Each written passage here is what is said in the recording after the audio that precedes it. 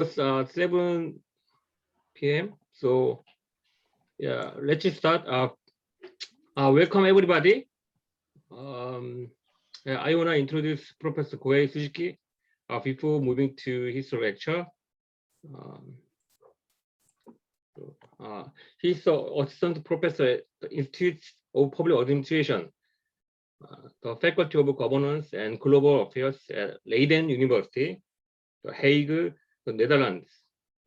He is also a research associate with the Quality of Government Institute, the University of Gothenburg in Sweden. He obtained his PhD from the Paul O'Neill School of Public and Environmental Affairs at Indiana University, Bloomington in 2016. His studies have a focus on bureaucracy from a comparative perspective, with special interest in bureaucratic structure, personal policy, and gender representation. His work has been published at top journals in public administration, such as Public Administration Review and Public Management Review. So I think he will provide a special lecture regarding how to research comparative study of bureaucracy in terms of empirical research and data collection. So, Kohei, are you ready to? Yes. Okay. Thank you. Go ahead, please. Let me share my screen first.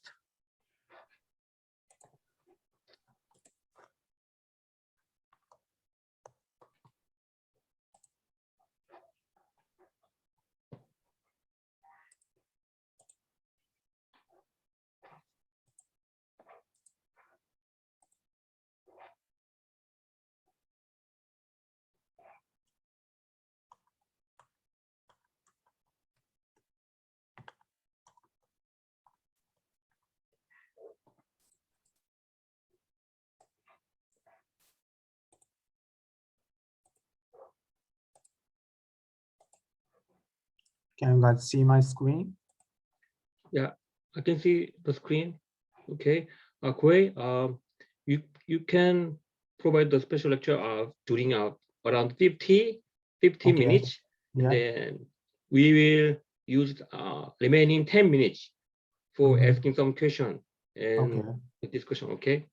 Yes. So thank you very much, Professor Yu Song-ha. So I think, yeah, for me, I feel a bit strange to say Professor Han because we studied together at Indiana University for like 6 years. So we studied together for very strict comprehensive exam, and we also have a lot of fun outside of the school. So we have a very good memory. So I'm very glad that, yeah, we have a very good global network around the world. Some of us are working in Singapore, Europe, and the US, and Korea as well. So today, I want to talk about actually the comparative studies on bureaucracy, but my main study mostly focus on the not local level, but the national level. And actually, I want to make this lecture, it's more like interactive. So feel free to interrupt me and ask any question anytime during my talk. So don't hesitate to ask me any questions. We also, even though we also have a Q&A session. All right, let's start. So briefly about my self-introduction. So yeah, Yuson already kindly introduced me.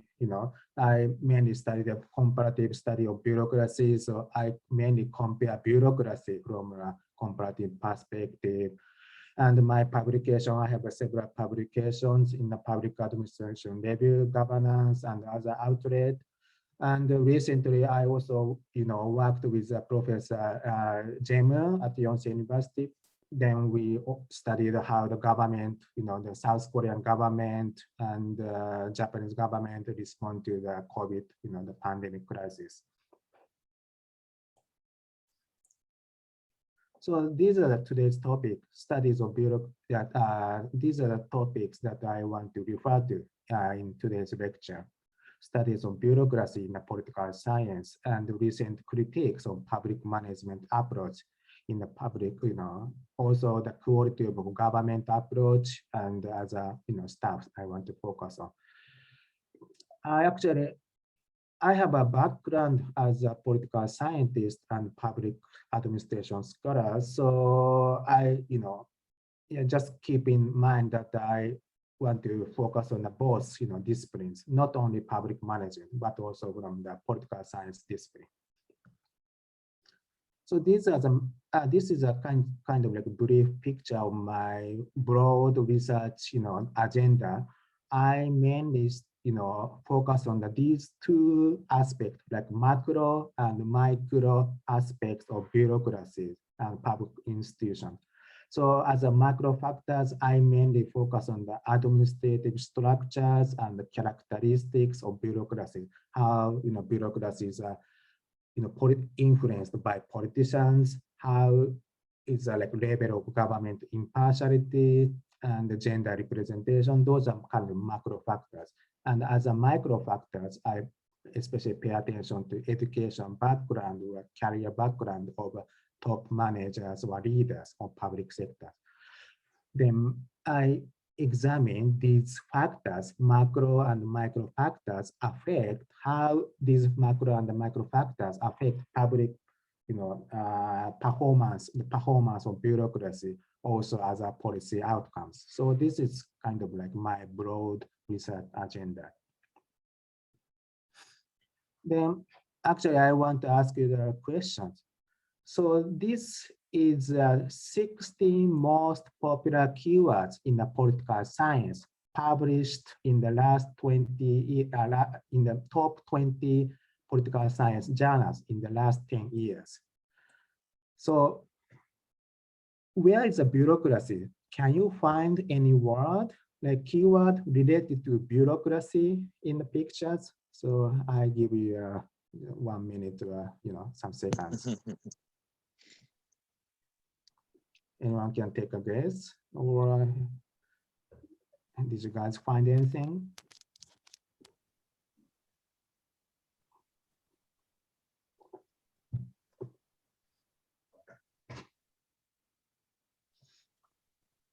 Political economy? Political economy, yeah, it is. Yeah, maybe somehow related. What else?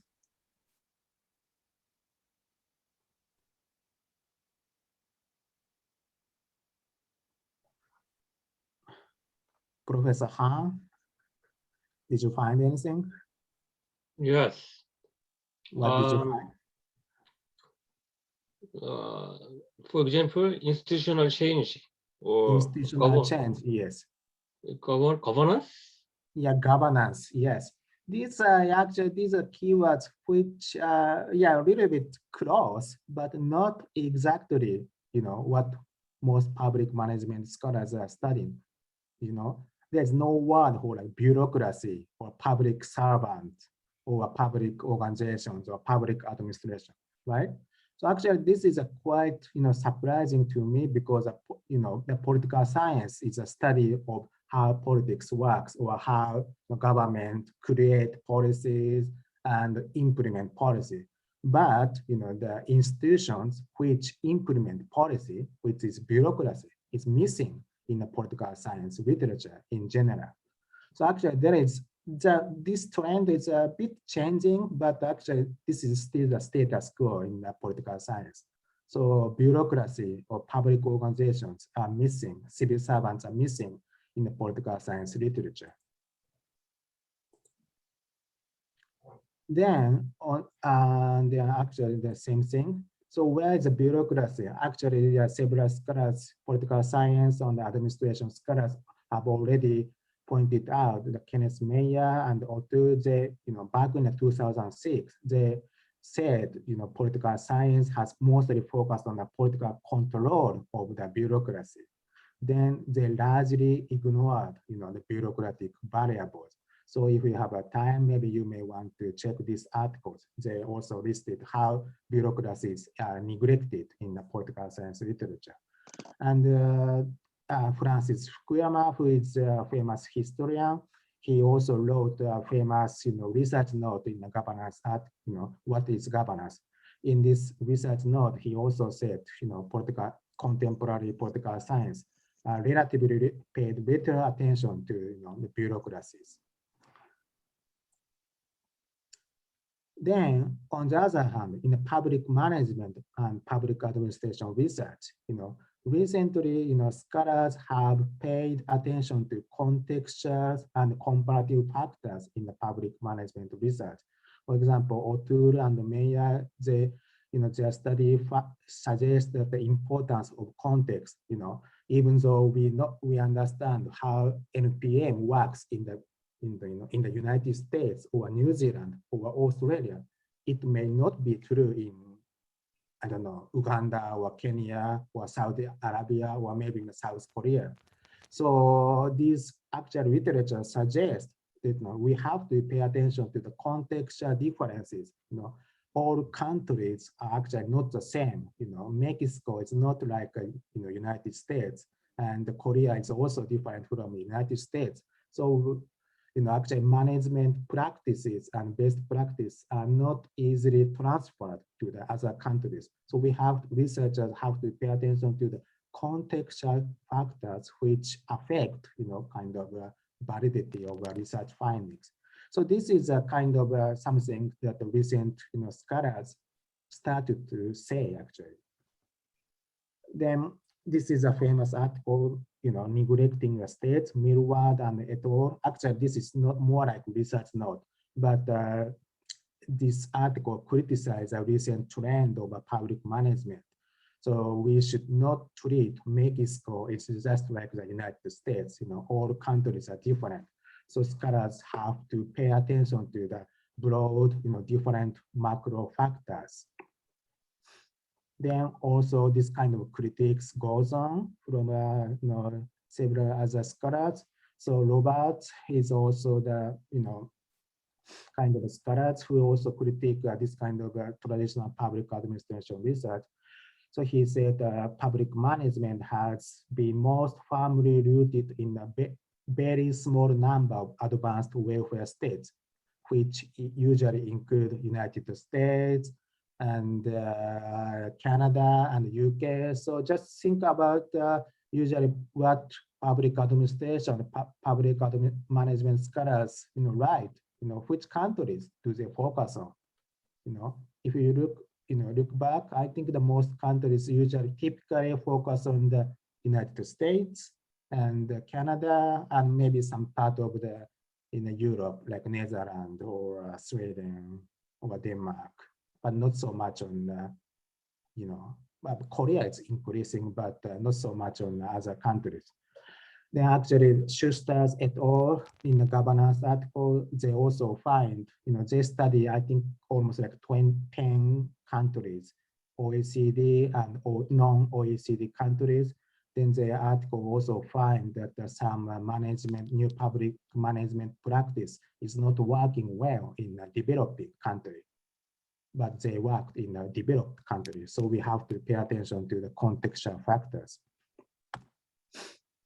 Actually, I won't go into the details, but public management literature mostly devoted, the studies of developed countries, not developing countries. For example, JPAT and other top journals, they mostly focus on the rich countries. Then, how much can we generalize this, the result of a study to the, those outside non-rich countries? So this is a main critique of the recent public management literature.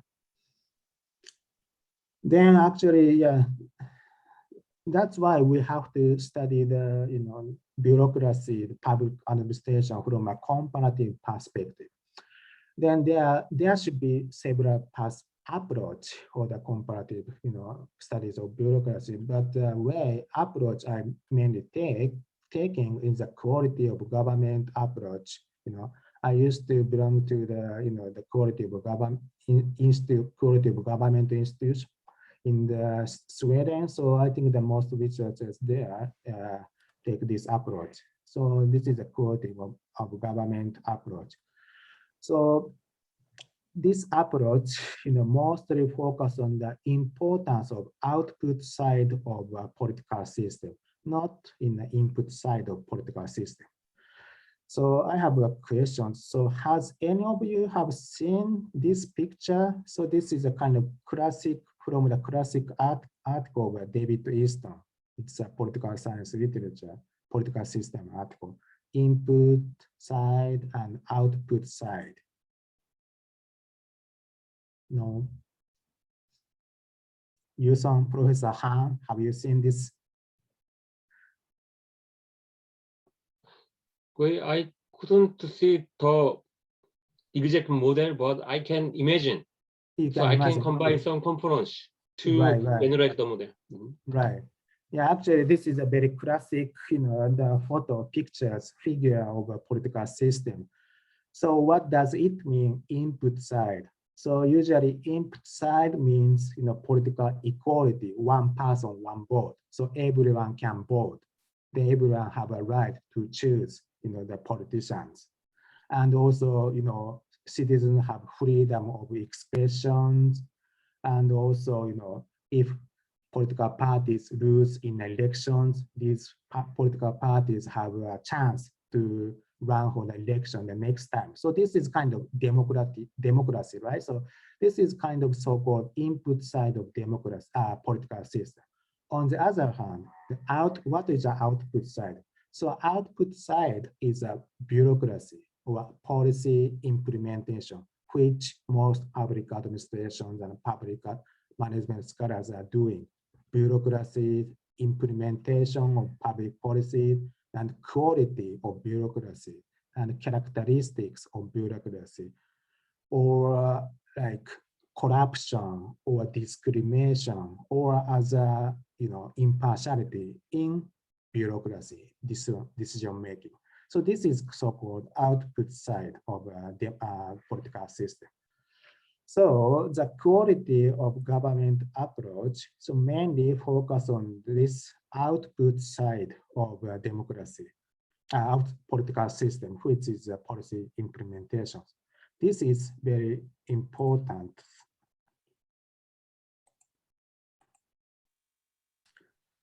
That's because, when you think about the election comes usually once every 4 years, right? And even if you do not have, freely express yourself, that's not actually life-threatening. However, if the bureaucracies do not treat you fairly, or actually we have more chance to interact with bureaucrats, civil servants, more than we interact with politicians, right? So actually the output side of bureaucracy is more like happening frequently and more close to the citizen's life. So that's why I think the quality of bureaucracy is important. Then what kind of bureaucratic quality do previous study focus on? They mainly focus on the impartiality in the decision making and meritocracy in the bureaucracy. So what does it mean by impartiality in the decision making? So usually impartiality is, equal treatment of citizens under the law. So regardless of citizen background, where you are from, or gender, or if you are male or female, or where you are from, or if foreigners or non-foreigners, or if you have like coming from a lower class or upper class, every citizen should be treated as equally, also as it's stipulated in the policy or law. So impartiality is a kind of one critical component of quality of bureaucracy. Then, for example, maybe corruption may be some kind of disturbance or this kind of impartiality. Let's say if there are like two people, there are two citizens, but one has a strong connection with politicians or bureaucracy. Then one citizen does not have any special connection. Then if civil servant treat, these persons with, political connections favorably or preferably, that actually violates, the equal treatment impartiality norm. So that is kind of sort of impartiality decision making. Then meritocracy in the bureaucracies. So actually, Max Weber says, bureaucracy should be meritocratically recruited. They should not be influenced by politicians. So actually, meritocracy means less political influence in the bureaucratic decision making. Now, actually, I cannot go into the details, but the previous empirical cross-national and subnational studies find that countries with Bavarian model of bureaucracy, which means more meritocratic recruitment, less politicized, and more impartial decision-making, those countries tend to have a high score in various outcomes, such as socio-economic development and less corruption and more good entrepreneurship and scientific productivities. And my co-authored work finds that countries with meritocratic bureaucracy, they tend to have high innovation output. Also, political legitimacy and satisfaction with government tend to be high, also administrative effectiveness. So, previous actual studies find some good connection between Bavarian bureaucracies and some good outcomes. And this is a classic studies by Evans and Rauch in the 1919, the bureaucracy and growth. So they investigated, the various correlations between the Bavarian bureaucracies and growth in the GDP per capita economic growth. So actually, this is a kind of pioneering studies. So in 35 countries, then they collected data through the expert survey. Then they find out that the countries which have a higher levels of Bavarian skills, which means more meritocratic recruitment, less politicized, and more neutral decision making, they tend to have high in economic growth. Then actually the question comes, so how do you measure the characteristics of bureaucracies? Actually, previous studies tend to use expert surveys. So expert survey is a kind of data collection techniques which quantify that something that is not easily be quantifiable. For example, so like bureaucratic characteristic, how bureaucratic decision making is influenced by politicians, or how close bureaucratic recruitment is. So actually, in expert survey, researchers create several qualitative several survey items and send these survey items to country expert like Korean expert of Korean government or expert of Kenya or Japanese government. Then they ask the respondent expert to rate the characteristics of bureaucracy in a certain scale, 0 to 5. Then they also send a survey to not only a single person, but also like maybe 5 experts in Korea, 5 experts in Japan, then 5 experts in the States. Then they use create some scale and the index of the characteristics of bureaucracy. Then they find some connection between the Bavarian bureaucracy and economic growth. So why does Bavarian bureaucracy lead to high economic growth? That's because this is kind of guess or kind of not exactly proved, mostly in a black box, but because it's mostly correlational studies, but the theoretical mechanism say that meritocratic recruitment usually increase some kind of minimal competence. For example, if politicians arbitrarily hire or bring anyone who support them to the government, they cannot maintain the minimum level of competence among the bureaucrats. Also, the meritocratic recruitment usually create group splits among bureaucrats. Also, they have a high internal shared norms, and usually mostly meritocratic recruitment usually leads to less corruption. And also, in a meritocratic bureaucracy, they are not be afraid of being fired by politicians arbitrarily, because usually, tenure or lifetime employment is guaranteed.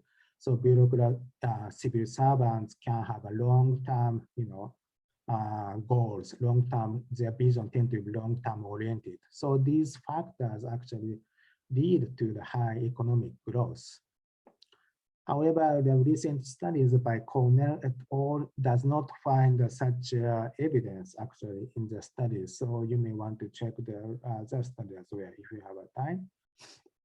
Then actually next questions. So what are the key characteristics of Korean civil service system and bureaucracy? And compared to US, how Korean bureaucracy or civil servants or civil service system is different from US, Sweden, and Japan, and other Asian countries. And to what extent do you think that Korean civil servants are influenced by politicians? Also, how much neutral Korean public administration is? So this is a question. So maybe you may, if you are not Korean, maybe you can talk about your country's, situations. So what do you think?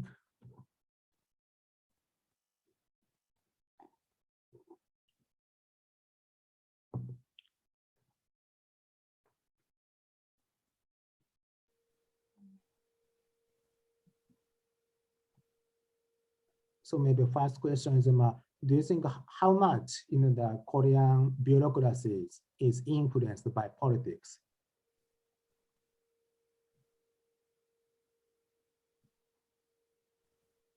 Hello, Professor. Yes. I'm Min Jung.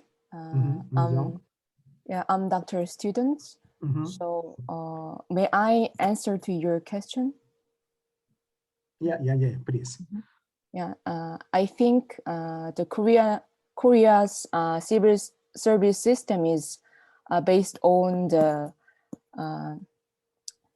meritocratic recruitment. So that's why I can argue that the Korean civil servants are not influenced by the politics. But sometimes we can not know exactly, but according to the system, we in our Korean civil servants, we don't have any influence of politics when we recruit public servants. Yeah. Right. Anyone?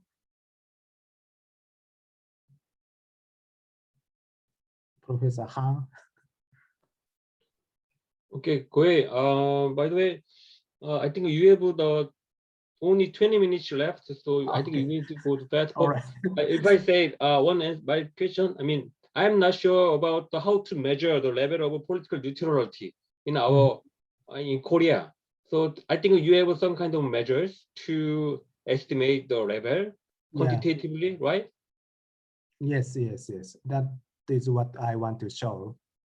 Okay. Actually, this is difficult to measure the influence of politics in the bureaucracy because all systems are different. The way politics influence bureaucracy is actually depend on the country.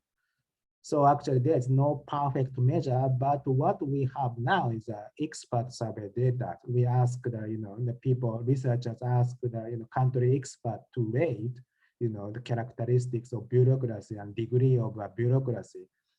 Political influence in the bureaucratic decision making. So this is what previous the data collection actually find. So actually this is a data I want to introduce, the QOG expert survey. So this is an expert survey I frequently mentioned. And this is a second wave. There are second two waves, but recently the new wave was released just 1 month or 2 months ago. So there are 3 web. So this is actually the very good data of cross-national characteristics of bureaucracies.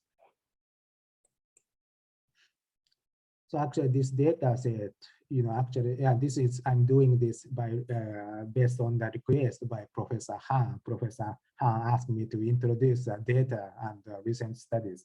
So this data set actually contained a lot of, characteristics of bureaucracies, measures and survey items, such as women in the public sector and impartiality and corruption level and transparency, also, political influence. And bureaucratic professionalism. And this is based on the 4 survey questions. When recruiting public sector employees, the skills and merit of the applicant decide who gets a job. So merit and skills of the applicant important, not political connections.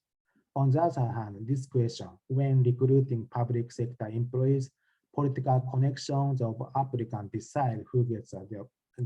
So this shows influence of political, connection in the this hiring. Then next question, the top political leadership hires and fires senior public officials. So senior, the positions of senior public officials are at hand of political leaders. So this is also kind of measuring a degree of political influence. Then final question is senior public officials are recruited from within the rank of public sectors. So inside the promotions or outside from politics. This is a main kind of questions. Then actually I will skip. Then another measurement is a closed or open system. So closed system is basically lifetime tenure protection of the public servants. So if you become public servants, you will be a public servant forever in the rest of your life. So one life, one job kind of, On the other hand, open system, it's more interaction between public and private sector. So if you spend a certain time in the private sector, you can go to the public sector by bringing your experience in the private sector. Then if you finish a certain years in the public sector, you go back to the private sector to have more money or to use more skills in the public sector, in the private sector. So this is so-called open system. Then actually, so this is a level of political influence in the decision making. So in OECD countries, so actually, in South Korea, it's relatively highly professional, which is less political influence in the decision recruitment in bureaucracies, but not at the top level, such as New Zealand or Ireland and Norway. Then if you compare the Korea with the other Asian country, actually the Korea is relatively high in the meritocracy. Actually, this may fit with kind of what you are feeling or intuitions. On the other hand, the countries in other Asian country like Sri Lanka, Vietnam, Afghanistan, the bureaucracies are highly politicized. Political influence is strong in the bureaucracies. And this is a graph of whole countries. So actually, the South Korea is relatively high and in the top high meritocratic group. On the other hand, other countries like I think this is probably I cannot Venezuela, Tajikistan, Guatemala, Argentina. These countries are actually highly politicized in bureaucracies. And this is, I won't go into the details, but this is impartialities. So neutrality of bureaucratic decision making. So actually Korea, compared to other OECD countries, Korea is actually not in the top level. So I do not know why, but I want to know why. Korea is not highest as a level of Sweden or New Zealand or Norway or Switzerland or Denmark. But in Asia, I think Korea is ranked in the third. In Singapore, Japan, South Korea, so they are also pretty high in Asia. but comparatively, Korea, yeah, but still in a global scale, Korea relatively score a high level of impartiality in bureaucratic decision making. Then actually, this is a closedness score in OECD countries. So actually, Korea is the highest in the closed system, yeah, like Japan and France. So bureaucracy is they are living in an entirely different world from the private sector worker. So if you have a job in the public sector, you will be really separated from the private sector. So this is the closed, the index. Same thing, Korea is also high in the closed score. Then actually, as I said, previous studies find that countries with impartial and meritocratic bureaucracy, they also tend to score high in several outcomes such as government effectiveness, lower corruption, and environmental outcomes, and other relatively good things. Then actually, how many minutes? 5 minutes or 10 minutes? 12 minutes. 12 minutes, okay. Mhm. Then actually, these are more, the previous studies are focusing mostly on the macro level, policy output or policy outcome level, but my recent studies focus on the individual level of bureaucrats, how these characteristics of bureaucracy affect attitude of individual bureaucrats. Especially we focus on the innovativeness, how much civil servants are willing to innovate, how much they are willing to make change in the status quo. So our research question, this is published, this paper is published in Public Administration Review in last year. This is a paper with Victor Lapuente. Our research question is how do types of bureaucracy influence senior civil servants' attitude toward innovation in the public sectors? So we use a QOG expert survey combined with COCOPS data, which has civil servants, individual level, data. So our first hypothesis is the more bureaucratic career depends on their political connection rather than the merit and the capability of the candidate, the less public manager will show pro-innovation attitude. So if bureaucracy is highly politicized, the public servants are less willing to be innovative because they feel that their efforts and being innovative is not rewarded by system, because if you look at the other civil servants, promotion is if promotion is based on the political connections, they are not willing to be innovative. So that is our first hypothesis. So political influence actually harms, negatively affect pro-innovative attitude. Then next question is closed and open bureaucracies. So actually closed bureaucracies tend to be really legalistic and more highly regulated. So in a closed bureaucratic system, public managers show less innovative attitude. If in an open system, if public servants can achieve something or innovate something and make some effort, they may get a better job in private sector or public sector, public organization in different public organization. So if the mobility is high, their effort for the innovation should be more rewarded. So that's why I think the open bureaucracy can, motivate, bureaucrats to be innovative. Then finally, is actually, this is not macro level, but more like individual level variable, legal background. So we mainly focus on the law degree. So maybe there may be someone who took a law degree. Actually, I also took a law degree for my bachelor's, but the legal values and management values, they work probably differently. So legal values actually emphasize some factors such as entitlements and uniformity and such of predictability and legal security and procedural fairness. On the other hand, managerial values, which is more innovative, usually needs more adaptation to client needs. So actually managerial values requires public servant to be more innovative. So we focus on the effects of legal education.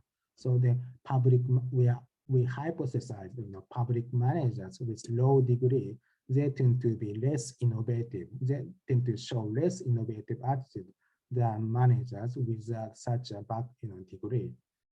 They actually, because of data, we have to focus on the only 20 European countries. Actually, we measure the innovative attitude by using a 3 survey item, how much they are willing to receive, welcome new ideas and creative solutions. The second measure is how much they are willing to make change in the status quo. And the final is a risk taking, how much they are willing to take a risk. They actually this is a macro and independent variables, politicization, levels of political influence in the bureaucracy, and levels of closeness. Legalism means usually closeness, and senior managers with low degree. So if you look at European countries such as Serbia, Hungary, Croatia, Portugal, Italy, their bureaucracies are highly politicized. Then countries like France, Belgium, Italy, these countries are highly legalistic and have more like closed system. Then countries with Germany, Croatia, Hungary, Spain, these are more, legalistic countries. Then I won't go into the details, but we find that,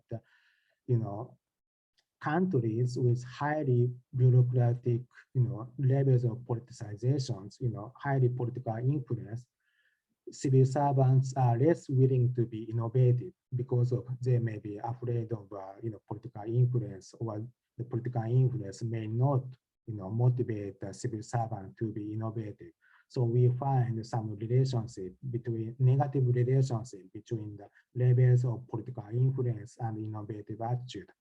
Then we also find that low degree legal background actually discourage a civil servant to be innovative a little bit, not so much.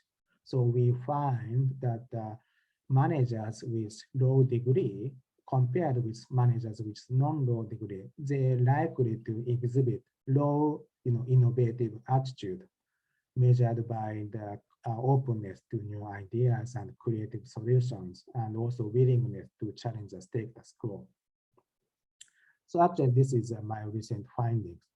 Actually, there are a lot other cross-national data set on the bureaucracies.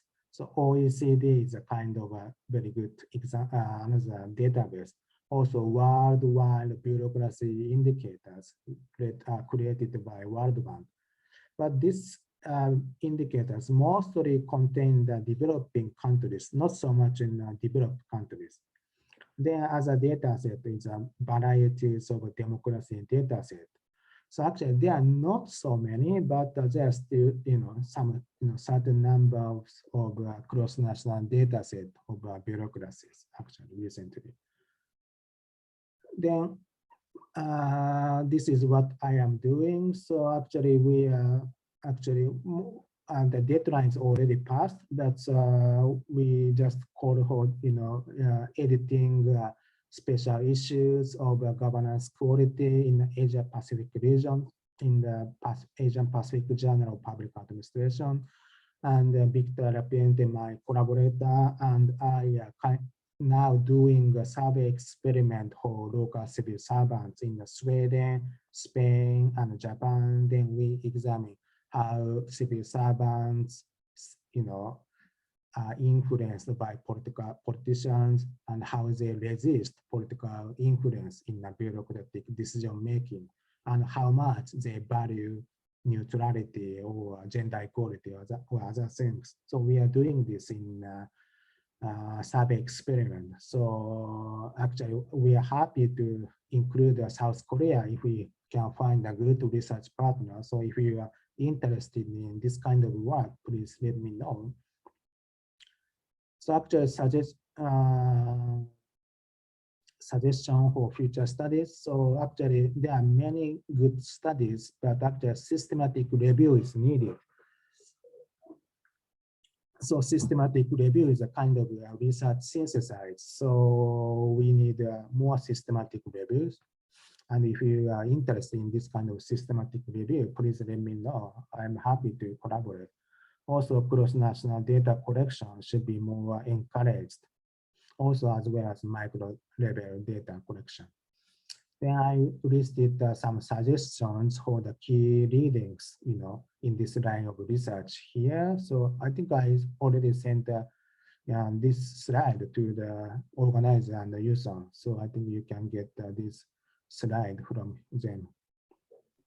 And also listed some example of recent studies, also listed on the some example. Yes, that's it for my presentation. Thank you. Okay, thank you, Wei. So thank you very much for providing the special lecture, focusing on bureaucracy with a global perspective.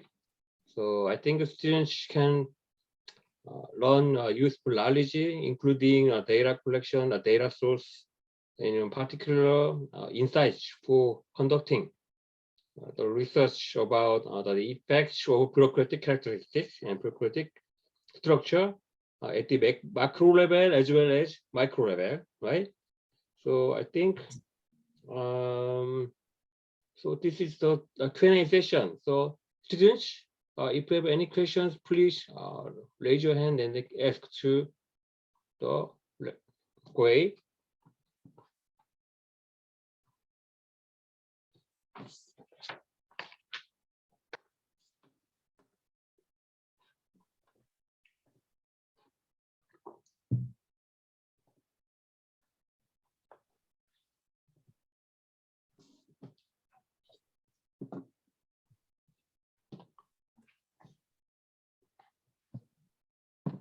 Yeah, I think maybe I don't know. I think what kind of, maybe my question, I can ask a question if there's no question. So there's a one hand. Adam? Yes. Okay, thank you very much, Professor. And my name is Adam and I'm from Ghana. Actually, I'm one of those who are interested in the quality of government. I also studied a little about this, but I have a question. One of the critics of the impartiality, like focusing on impartiality as a measure of either governance or the output side of political system, is whether it can be a reality, whether we can, public officials can treat everybody equal at the implementation of policy. So my question is, do you think these critics are valid, and what is your take on it? And if I may elaborate more, the critics mainly on the indifference. People are worried that at the implementation, let's say street level, because of the different conditions and different clients, people are worried that public servants may not treat everybody equal, and they may be, Mm-hmm. So my question is, what is your take on this critic? And actually, right, thank you, Adam. Actually, my course work exactly addressed these questions. So we argue that impartiality is not enough, So impartiality means we treat every citizen equally, regardless of their actual needs or differences, right? Some people may have a more serious problem than those, other people. Some people maybe, actually, if you are a foreigner living in Korea, you may have a more disadvantage, right? So compared to the people living in Korea, so citizen background may have a, maybe should be different. So actually, impartiality does not, strict impartiality actually does not, address this kind of concerns of equal treatment in a good way. So actually, this, my study, my governance studies with Mehmet Demir Seogul, we also find that the impartiality actually does not equally affect, citizens' satisfaction with public services. If you are, highly educated, maybe you are not, maybe you are okay, but if you are not educated or if you come from a more disadvantaged status, actually these people are less satisfied with public services. So actually, yeah, what you say is actually, that's right. So this is something we should explore more. Then actually, yeah, maybe I should send you. Okay. Thank you, Professor. Yes. Yes. Yeah, Nikuse, okay. Yes. Okay. Thank you, Professor. Yes. Thank you, Professor, for your concise and informative lecture. Yes. Well, with regard to this political interference, by the way, I'm from the Ethiopia. This is really a problem or great problem, especially in developing countries. But can we really detach or free the bureaucracy from political influence or political interference? Is it possible? Or do you have any suggestion or any view on this point? Thank you. Yeah, I think it's impossible. It's totally impossible to totally, detach, bureaucracy from politics because they are usually, work closely. I think that's matter of how much level of political influence, also the way how politicians influence bureaucracies. For example, this is also happening a lot in Japan. For example, let's say, or maybe in, I don't know, maybe a good example is COVID, the COVID decision making. So if the country leaders believe the COVID does not exist, however, there is a scientific evidence that corona exists, and also we should be, do something to prevent the corona. So I think this is a kind of, examples of, bad political intervention into the political decision making. So actually, there's not, good formula or answer, but actually that depends. So there should be a good political influence. Also, that should be a bad political influence. So there's no general answer. Yeah. Okay, thank you.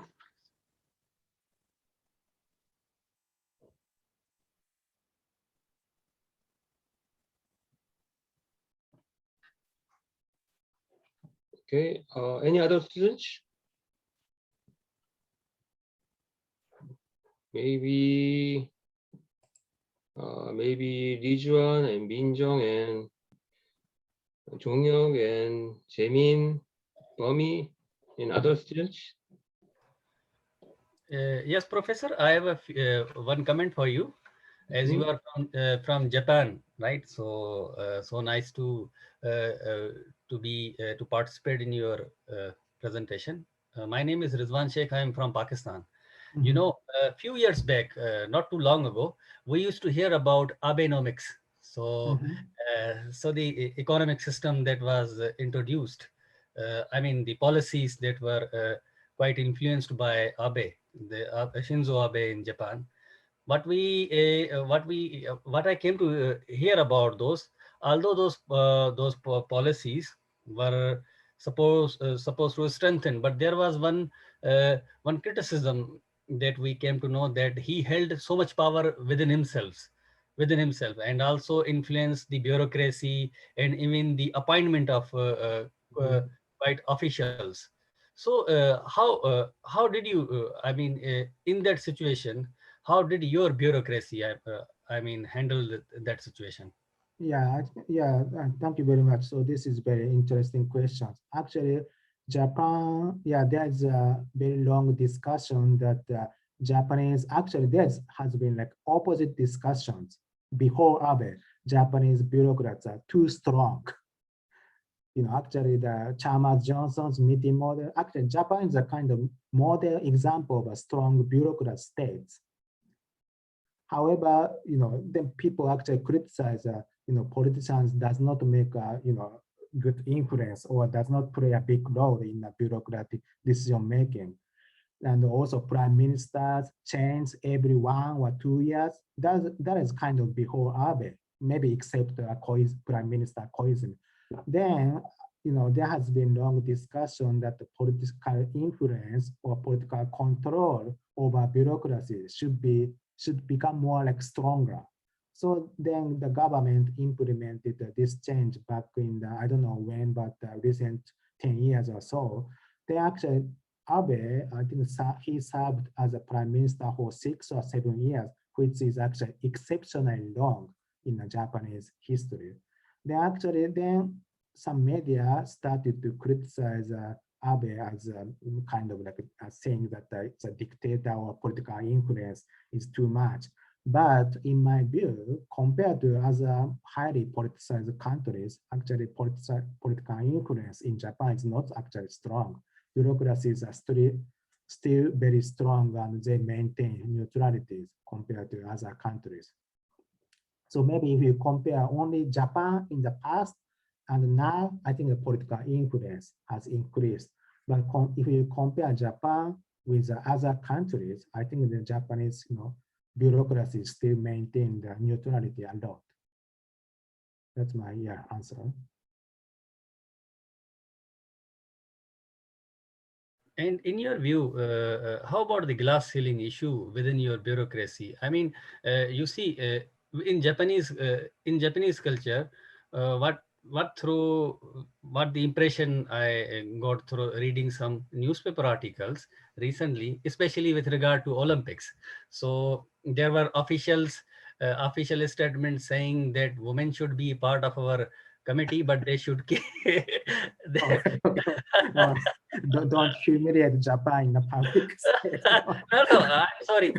My apologies. I did not. I just wanted to see, is it I know, too, I actually. mean, difficult within Japanese bureaucracy? Yeah, actually, this is the next challenge. I think the Korea has the same issues. Gender equality is pretty low. I think Pakistan is also low, right? So actually, the next issues for Japanese bureaucracy is more like gender equality or gender representation in the bureaucratic decision making. So the government has tried to promote gender equality, but it's not successful yet. So I think so it should be an issue for the next decade or maybe next 2 decades. Thank you, Professor. Yes. Okay, Kohei, I think the time is officially done. So can you stay a little bit more, Kohei? Yes, I will. So how long you should finish? When should you finish? What do you mean? I can stay? When will you leave? When do you need to leave? I can stay maybe 10 minutes or 15 minutes or. Okay. Audience, the lecture is officially done. So if you want, so you can leave from this Zoom. So, but the other people who wanted to talk a little bit more with Kohei and me, so you can stay a little bit more. Okay.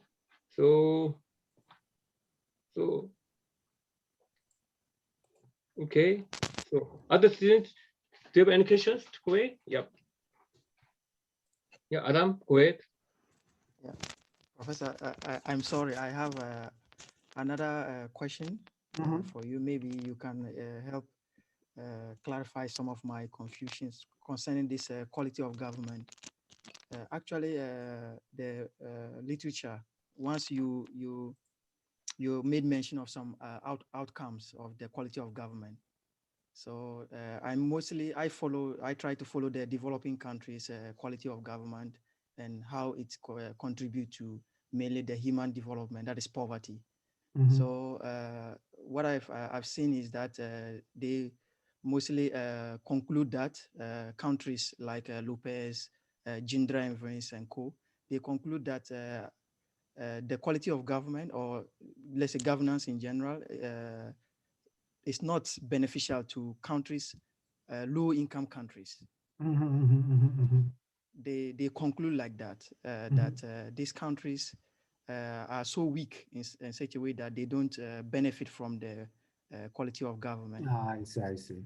So my question is, do you think this conclusion is to an extent valid, or there's more to say, like there's something below that we are missing? Let's say the informal institution. And I know impartiality is the behavior of the public institution. So my question is, do you think there's something we are missing in this in the study of the low-income countries in terms of the quality? I think that is a very good and a very important questions. Actually, that is what we have to do, because current literature mainly focus on all country as a whole. They do not distinguish how it works in the developed countries or how it works in the developing country. So my question, actually, this is my also research questions.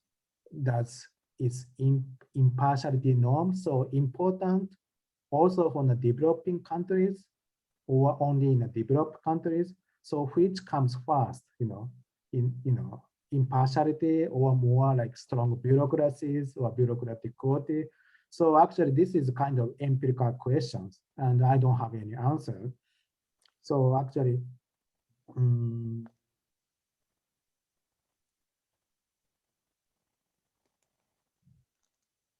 actually, this may be, so this may be your research questions for your studies. So you may want to apply, I don't know, if I were you, I would apply, how, general studies of bureaucratic impartiality work in your country or developing countries. Then you can test, the generalizability of impartiality norm in developing countries. Then you can write a good paper. Then I think that you have a high potential to publish in a good journal if you can, have a good research design. Okay. Thank you, Professor. So actually, this is more like my suggestions for your research topic. Thank you. Okay, that's a good approach, Adam. So other students, so if you wanted to conduct some kind of research focusing on the effect of a bureaucratic characteristic on the macro level outcomes and the micro level behavior in your country, as well as to compare other countries, so you can conduct the research with the Professor Kohei. So you can directly email Kohei. Don't advertise so much. I'm very curious. I'm happy. But I'm happy to give my comment if you have if you send me a research design memo or research proposal. I cannot guarantee for the collaboration, but I'm happy to give a comment. Yeah, of course. So also you guys can contact me. So if you wanted to research with me and Professor Kohei as well.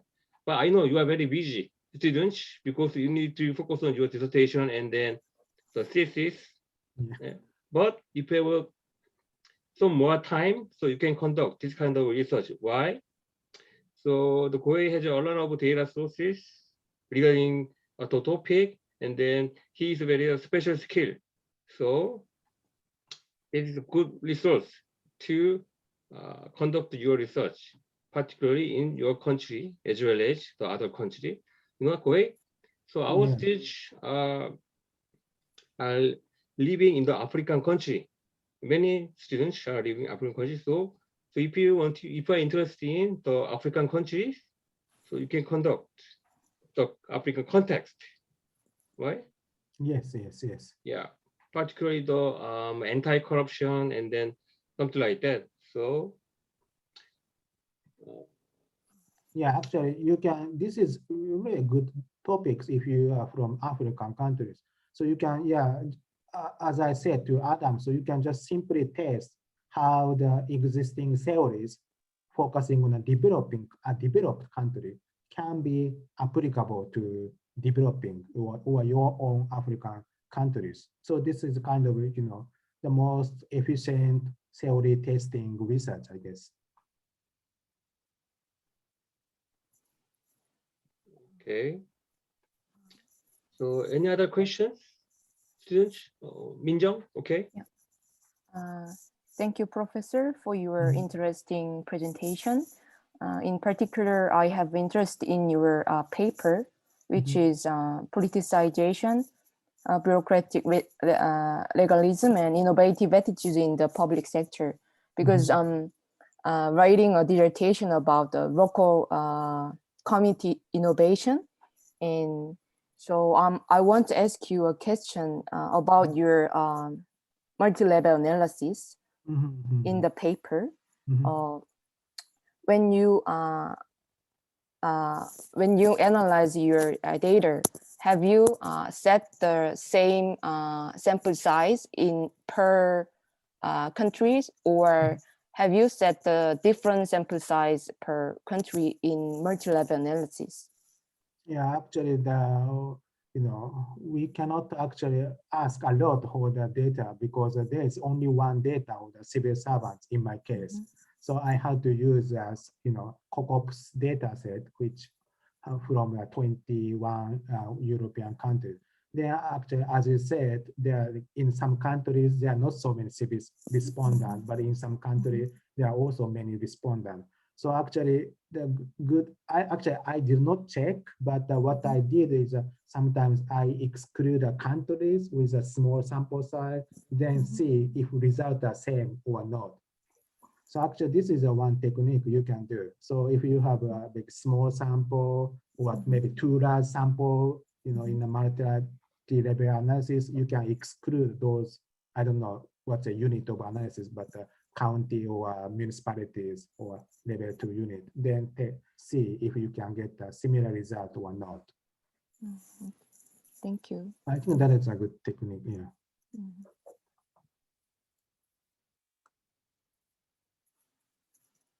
Okay, all right. So now it's 8:10.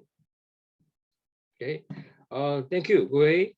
So it's very interesting presentation. Thank you. Yeah, thank you very much for inviting. Yeah, Okay. Yusong and I worked together for we wrote an article about political participation and fiscal performance, right? A few years ago. Yeah. So students, please let me know. So if you are interested in conducting the research related to the bureaucracy and then the bureaucratic impact with me and with Professor Kohei. So I will give some guidance for you. Okay. So I think we need to finish. So almost 10 minutes over. Okay. Thank you, Kohei. So yeah, keep in touch, and let's talk. I will several questions, but I didn't ask. Okay, thank you. Okay. So later I'll ask to you. Okay. Okay. See you next time, Kohei. All right. Thank you very much. And yeah, nice meeting you guys. Okay. Good So luck with Dr. Joe will contact you, Kohei. Yes. Okay. Yeah. Right. Thank you very much. Kohei. Bye.